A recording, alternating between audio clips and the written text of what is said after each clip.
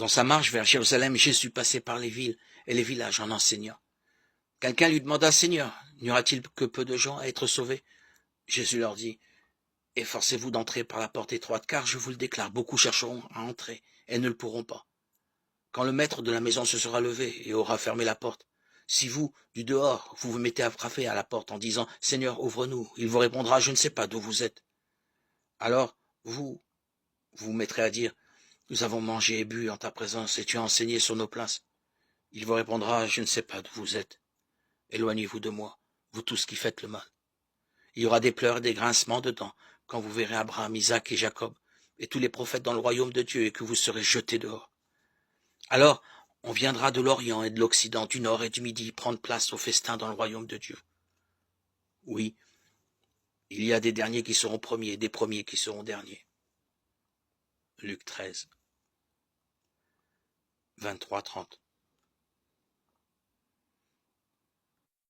Par Jésus, les fils déchus d'Adam deviennent fils de Dieu. Il n'a pas honte de les appeler frères, Hébreux 2, 11. La vie chrétienne doit être une vie de foi, de victoire et de joie en Dieu. La joie du Seigneur est votre force, Néhémie 8, 10. Réjouissez-vous toujours, priez continuellement, rendez grâce en toutes circonstances. Telle est à votre égard la volonté de Dieu en Jésus-Christ. 1 Thessaloniciens 5, 16, 18. Tels sont les fruits de la conversion et de la sanctification biblique. Et c'est parce que le monde chrétien considère avec tant d'indifférence les grands principes de la justice exposés dans la loi de Dieu qu'on rencontre si rarement ces fruits.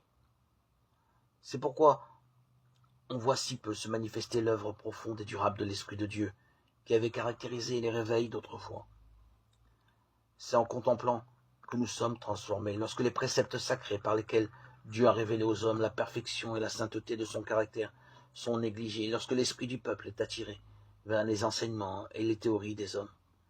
Comment s'étonner qu'il s'en suive un déclin de la piété vivante dans nos communautés? Ce n'est que dans la mesure où l'on rendra à la loi de Dieu sa place légitime qu'on assistera à un réveil de la foi et de la piété primitive parmi ceux qui professent être son peuple.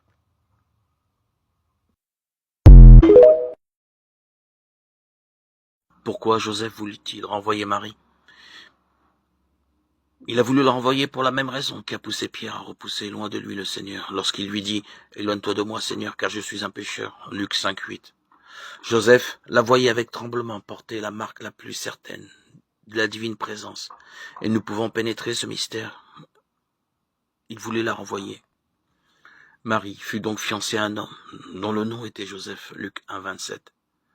Selon Matthieu, il n'est pas simplement appelé un homme, mais l'époux de Marie, et à bon droit, puisque nécessairement on le croyait tel. Il a donc dû être appelé l'époux de Marie parce qu'il fallait qu'on le crût tel, tout comme aussi il a été appelé le Père du Sauveur. De ce titre même simplement circonstanciel dont Dieu l'honora, en voulant qu'on l'appelât et qu'on le crût le Père de Dieu, de son nom propre aussi, qu'il faut traduire sans hésitation par accroissement.